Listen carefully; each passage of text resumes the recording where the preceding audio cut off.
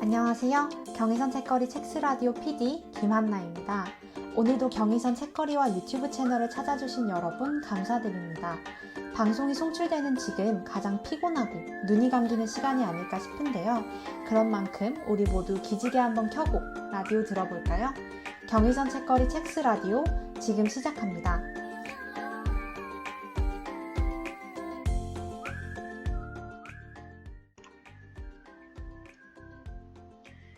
우리는 다들 특별하지만 그런 생각을 못하는 순간이 많은 것 같아요.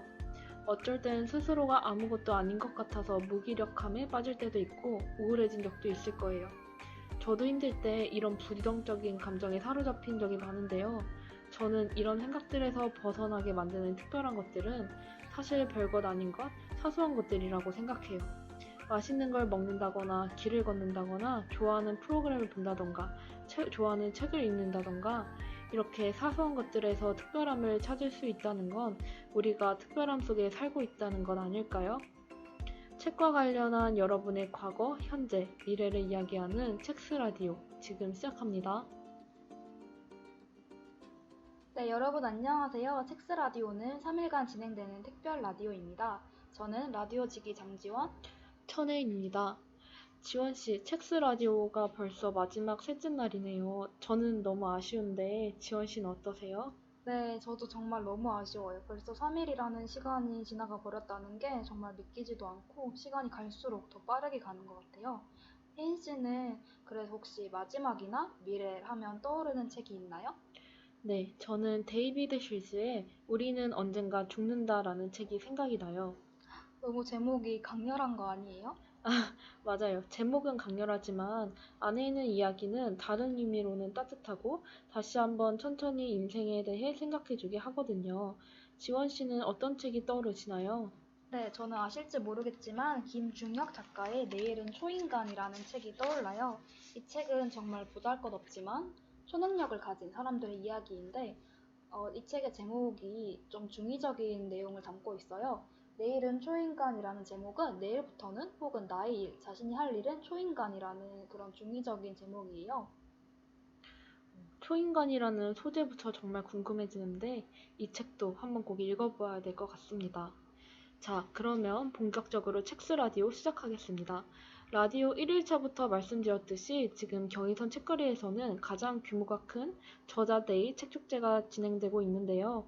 책 약국과 전시를 비롯한 오프라인 행사와 언택트 사회에 맞춰 줌과 유튜브를 이용한 온라인 행사들이 다양하게 진행되고 있으니 다시 한번 많은 관심 부탁드립니다.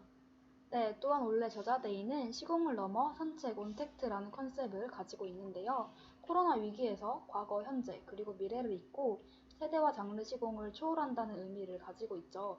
책스 라디오는 시공을 넘어서 우리가 함께 할 수 있음을 기억할 수 있도록 또 서로에게 책을 추천하고 함께 듣는 그러한 대화의 장을 만들기 위해 기획되었습니다. 지금 제 앞에는 여러분의 사연을 받아놓은 박스가 있습니다. 앞선 2일간 과거의 나에게 주고 싶은 책, 지금 가을하면 떠오르는 책이라는 주제의 사연들을 들고 왔었는데요. 마지막인 오늘은 딱 한 권, 미래에 남길 수 있는 책이라는 주제를 가지고 이야기해보려 해요. 자, 사연에 들어가기 앞서 마지막 퀴즈를 풀어볼까요? 네, 지난 1, 2일차에서 경험해보셨듯이 퀴즈는 정말 어렵지 않습니다. 저희가 읽어드리는 소설 혹은 시의 구절을 듣고 제목을 맞춰주시기만 하면 됩니다. 지금 청취하고 계시는 라디오가 끝나기 전까지 유튜브 댓글창에 정답을 적어주신 분 2분을 추첨하여서 경의선 책거리 굿즈를 보내드리도록 하겠습니다. 당첨자분들은 축제가 끝난 후 책거리 SNS를 통해 발표되니 모두 그럼 끝까지 함께해주세요. 그럼 혜인 씨가 첫 번째 문제 내주시겠어요? 네, 첫 번째 문제입니다. 이건 역시 유명한 시 구절 중 하나인데요. 가야 할 때가 언제인가를 분명히 알고 가는 이의 뒷모습은 얼마나 아름다운가. 네, 두 번째 문제 바로 이어가도록 하겠습니다. 저희가 중고등학교 때 굉장히 많이 들었던 작가의 유명한 구절인데요. 박제가 되어버린 천재를 아시오입니다. 오늘의 퀴즈는 여기까지입니다. 정답을 아시는 분들은 댓글과 많은 참여 부탁드립니다. 드디어 여러분의 사연이 콘텐츠가 되는 시간 책스 라디오의 사연풀이 시간입니다. 오늘의 주제는 무엇인가요, 혜인 씨? 네, 3일체의 주제는 딱 한 권, 미래에 남길 수 있는 책입니다. 사전에 이벤트를 통한 사연을 받았는데요. 오늘은 몇 편의 사연이 왔을까요? 한번 확인해 주시겠어요, 지원 씨? 네, 오늘의 사연함에는 총 4편의 사연이 도착해 있는데요. 그럼 제가 바로 첫 번째 이야기 들려드리도록 하겠습니다. 첫 번째 사연은 함수민님의 이야기입니다. 수민님께서는 미래에 남기고 싶은 책으로 히가시노 게이고 작가의 나미야 자파점의 기적을 추천해 주셨습니다. 이 책을 추천하신 이유로는 재미와 따뜻함, 위로, 그리고 용기를 모두 건네주는 책으로 미래에 딱 한 권을 남겨야 한다면 이 책을 남겨 많은 것들을 함께 느끼고 싶다고 하시네요. 힘들 때 이 책을 처음 읽으며 힘을 얻고 삶의 터닝포인트가 되었다고도 말씀해 주셨습니다. 그럼 수민님의 사연 읽어드리도록 하겠습니다. 모든 것에 의욕이 없이 아무것도 안 하며 살던 고등학교 1학년 때 이 책을 읽게 되었어요. 역시나 공부가 하기 싫어 야자 시간에 몰래 책을 읽고 있었어요. 그런데 책을 읽은 후 삶을 다시 생각해보자라는 그런 생각을 하게 되더라고요.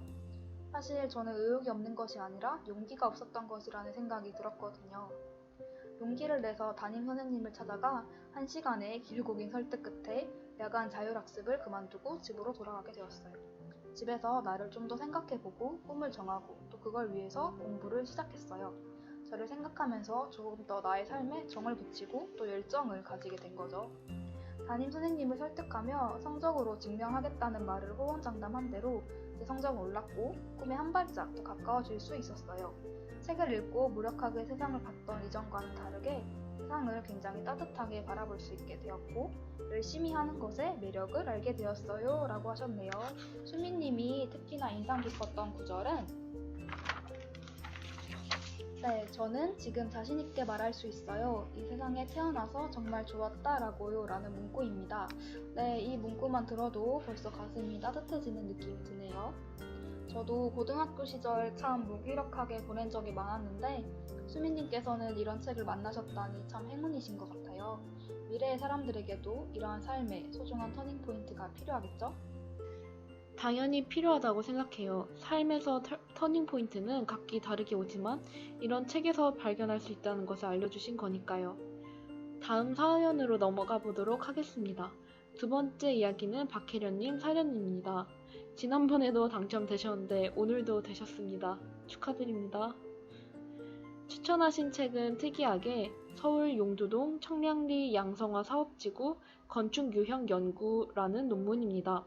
스스로 쓰신 논문이라고 하시는데요. 추천하시는 이유는 70년대 도시 개발, 계획과 개발, 그리고 그 안에 사람들이 건축을 짓고 살아온 도시인민이 도시민으로 양성화되는 과정을 옮긴 논문이라는 틀을 가졌지만 굉장히 읽기 쉬운 글이라고 생각했기 때문이라고 하십니다. 혜련님께서는 앞으로 더 좋은 글을 쓰기 위해 요즘도 이 논문을 자주 꺼내 보신다고 하시는데요. 글에 대한 욕심이 굉장히 많으신 것 같습니다. 국회 도서관에서도 볼 수 있다고 하니 한번 가보고 싶어지네요. 자신의 기록을 보면서 더 발전해 나아가시려는 게 정말 대단하게 느껴집니다. 그래서 저도 더 나은 제 인생을 만들기 위해 어릴 적 적어둔 일기장부터 펴봐야겠다는 생각이 들었습니다.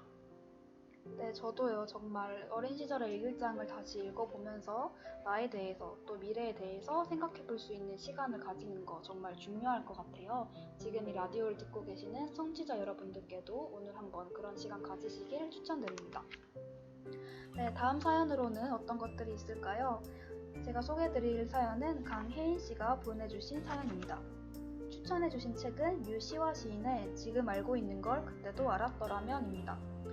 추천해주신 이유는 미래에 현재보다 인공지능 기술이 더 발전하거나 코로나 이후에 신종 바이러스가 나오게 될 때 일자리는 더욱 줄어들고 경제적으로 사람들의 조급함은 더 심해질 텐데 그 상황에서도 자신에게 여유를 좀 더 주라는 의미에서 남기고 싶다고 하셨네요. 단순히 쉬라는 의미가 아니라 그에 대한 사연도 있으신데요.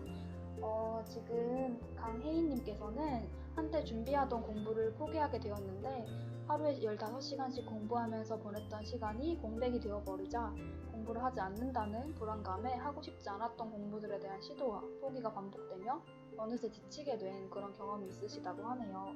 그때 이 시집을 읽었는데 시집을 읽고 공부 이외의 것들에 대한 가치를 다시 생각해보고 공부를 조금 놓고 보니 그 시간의 공백에 새로운 꿈을 꾸고 또 시도를 해보게 되었다고 하시네요.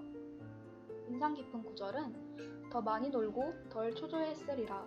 진정한 아름다움은 자신의 인생을 사랑하는 데 있음을 기억했으리라 입니다. 네, 저도 저를 사랑할 시간을 길러야겠어요 라고 사연 남겨주셨어요.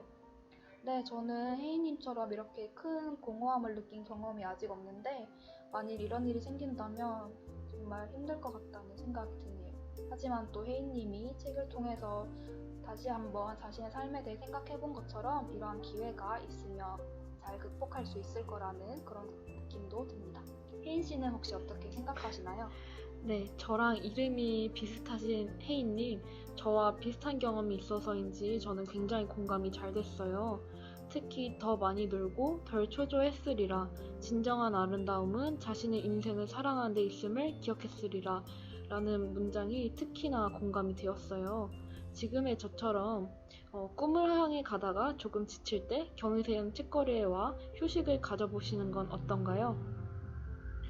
네, 이제 마지막 사연 들려드리겠습니다. 벌써 마지막이라니 너무 아쉽네요. 네, 저도요. 이렇게 사연을 소개하는 시간도 굉장히 저희에게 너무 소중한 시간이었는데 이것도 이제 오늘이 마지막이라니. 그렇다면 이런 아쉬움을 담아 더욱 잘 소개를 해보도록 하겠습니다. 그럼 혜인 씨가 마지막으로 공개해 주실 사연 부탁드릴게요. 네, 첵스라디오 마지막 사연 백예진님의 사연입니다. 제디 작가의 모든 것이 마법처럼 괜찮아질 거라고를 추천해 주셨습니다. 사파가 예쁘고 시가 짧아 간편히 읽기가 좋다고 하시네요. 갈수록 쇼폼의 컨텐츠가 많아지고 선호되는 요즘 미래에도 크게 다르지 않을 것 같다는 생각이 들어요. 그럼 미래의 사람들에게도 책이란 존재가 잊히지 않도록 그림이 많고 짧은 글귀로도 감동을 얻을 수 있는 책을 선물하고 싶다고 하시네요. 인상 깊게 읽은 구절은 어떤 의문, 우리는 무엇을 위해 그렇게 달렸던 걸까? 그 답을 찾을 수 있을까? 라고 합니다. 답을 찾는 건 각기 모두가 다른 방식이니 다양하지만 꼭 찾을 수 있을 것이라고 생각해요. 우리는 늘 답을 찾아왔으니까요. 네, 저도 비슷한 그림이나 일러스트 책을 보고 이렇게 삶에 대해서 감동을 받은 적이 몇 번 있었는데 참 이런 데서 오는 소소한 감동이 좋은 것 같다는 생각을 요즘 들어서 더 자주 하게 되는 것 같아요. 오늘도 책과 관련된 소중한 이야기를 전해주신 네 분께 진심으로 감사드립니다. 사연이 당첨되신 네 분께는 소정의 선물이 또 기다리고 있습니다. 맞습니다. 선물은 저희가 안전하게 전달해 드리도록 하겠습니다. 저희 첵스라디오 사연은 여기서 끝났지만 아직 마무리 코너가 남아있죠? 마지막이라니 정말 아쉽습니다. 역시 마지막 코너는 책거리에 물어봐입니다.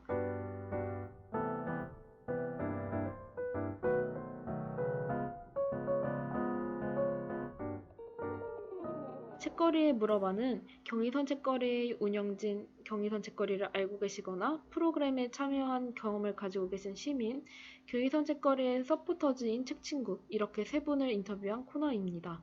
주연씨, 오늘의 게스트는 누구인가요? 네, 오늘의 게스트는 책 읽는 것도 좋아하고 또 산책을 좋아하는 익명의 책친구입니다. 책친구는 경의선 책거리의 서포터즈로 저희 첵스라디오 또한 책친구가 직접 기획하고 만든 코너라고 합니다. 저희의 질문에 대한 답변을 미리 보내주셨는데요. 제가 질문 드리면 혜인 씨께서 책친구의 답변을 읽어주세요. 네, 알겠습니다. 제가 이 익명의 책친구인 것처럼 빙의해서 읽도록 하겠습니다. 네, 첫 번째 질문입니다. 책친구는 어떤 활동을 하나요? 책친구 주변에 있는 독립서점, 카페 등 독서 활동을 즐길 수 있는 공간들을 소개하는 컨텐츠를 제작했었습니다. 같은 책친구인데도 일을 하는 데 있어 어떤 부분이 다르다는 것은 저도 지금 처음 알았네요. 네, 그러게요. 저도 책거리 주변에 있는 서점이나 카페 등 그런 장소들과 연결점을 찾는 역할을 또 책친구가 한다는 거를 처음 알았어요. 네, 그러면 바로 다음 질문 이어드리도록 하겠습니다. 네, 익명의 책친구께서 이 책친구에 지원한 이유는 무엇일까요? 경의선 책거리는 학교와 가깝기도 했고 서점에서 쉽게 볼 수 없던 책들도 보고 산책도 할 수 있어서 관심을 가지고 있었는데 그러던 차에 책친구 모집을 보게 돼 지원하게 되었다고 말씀해 주셨습니다. 저 역시 책과 경의선 풍경 그리고 고양이가 좋아 지원하게 됐는데 책이라는 공통점 아래 저와 비슷한 것 같습니다. 지원 씨는 어떠신가요? 네, 저도 혜인 씨가 방금 말씀해 주신 것처럼 평소에 이 길냥이들 가득한 아름다운 이 산책로를 너무 좋아해서 경의선 책거리에 관심을 가졌고, 또 저는 전공이 콘텐츠 기획 쪽이다 보니까 직접 책거리에 콘텐츠를 기획하고 이벤트를 실행할 수 있다는 점에서 관심을 가졌던 것 같아요. 다음 질문은 책친구에 관심이 있는 사람들에게 답변을 하기 위한 질문인데요. 책친구 지원은 어떻게 하나요? 또 언제쯤 공지가 나오나요? 또 책친구의 면접 팁이라며 이렇게 좀 더 본격적인 질문을 해주셨는데 아마도 책친구 3기에 굉장히 관심이 많으신 것 같네요. 책친구 지원은 보통 학생들의 방학이 끝나가는 8월, 2월 즈음에 공지가 나옵니다. 경의선 책거리 카페만이 아닌 스펙업, 위비티와 같이 대학생들이 자주 이용하는 대외활동 사이트에도 공고가 올라오니 조금만 찾아보시면 금방 찾으실 수 있으실 겁니다. 책친구 2기의 경우에는 올해 12월까지 진행될 예정입니다. 면접의 팁이라면 자신이 가지고 있는 열정과 문화 프로그램, 책에 대한 관심을 잘 보여줄 것입니다. 여기에 영상이나 기획 능력까지 더해진다면 금상첨화겠죠? 네, 저도 지원할 때 누군가 이런 걸 미리 알려주었더라면 정말 좋을 것 같아요. 혜인 씨는 어떠셨어요? 저도 그렇죠. 주변 사람들에게 알리고 싶고 같이 활동을 하면 좋을 것 같아요. 네, 정말 그런 면에 있어서 책친구 3기 저도 강력하게 추천드립니다. 네, 다음 질문 드리도록 할게요. 책친구로 활동하면서 그렇다면 가장 힘들었던 일과 또 가장 보람찼던 일이 있으셨을까요? 라고 질문 주셨네요. 개인적으로 가장 힘들었던 일은 어느 행사를 진행하는 것보다 사람들의 참여가 적은 순간인 것 같아요. 저희가 기획을 하여 행사를 진행한다는 건 큰 장점이지만 결과에 따라서 아쉬움도 크게 다가오니까요. 반대로 많은 사람들이 참여해주는 순간만큼 보람찬 순간은 없었던 것 같아요. 책 친구든 시민이든 이라고 말씀해 주셨네요.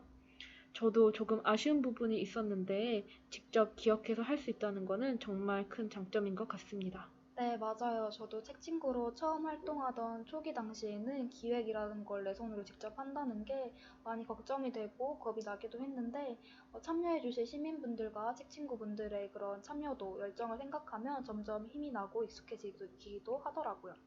그러면 다음 질문 드릴게요. 혹시 책친구 3기 지원을 추천할 건지 그 이유를 알 수 있을까요? 책 친구 3기 지원을 진심으로 추천합니다. 책과 문화를 사랑하는 다양한 사람들을 만나 내 손으로 콘텐츠를 만드는 소중한 경험이 가능한 활동이기 때문입니다. 라고 답변해 주셨네요.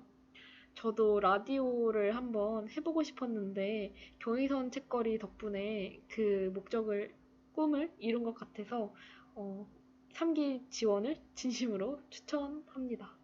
네, 저도요. 저도 경의선 책거리라는 소중한 공간을 통해서 정말 다양하고 좋은 사람들과 많이 만날 수 있게 되었고, 또 혜인 씨와 이렇게 라디오로 같이 진행하는 값진 경험 또한 다 경의선 책거리 책친구 활동을 통해 이뤄낸 결과라고 생각을 해요. 네, 그래서 벌써 마지막 질문입니다. 경의선 책거리에 물어봐 코너의 시그니처 질문이죠. 책친구에게 경의선 책거리란?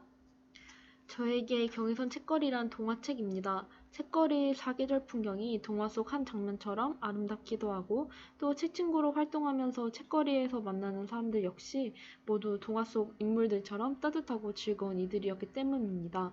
라고 답변 주셨습니다. 네, 너무 따뜻한 답변인 것 같아요. 익명의 책친구님께서 생각하기에 경의선 책거리는 한편의 동화책 것 같군요. 책거리의 풍경과 만나는 사람들을 동화로 비유한 부분이 너무 아름답네요. 정말 따뜻한 답변 정말 감사합니다. 그리고 책스라디오 청취자분들께도 정말 많은 도움이 될 것 같아요. 맞아요. 앞으로도 경의선 책거리 프로그램에 많은 참여 부탁드립니다. 정말 감사합니다. 네, 지금까지 이렇게 경의선 책친구의 서포터즈인 책친구, 익명의 책친구 여러분과 질의응답 시간을 가져보았습니다.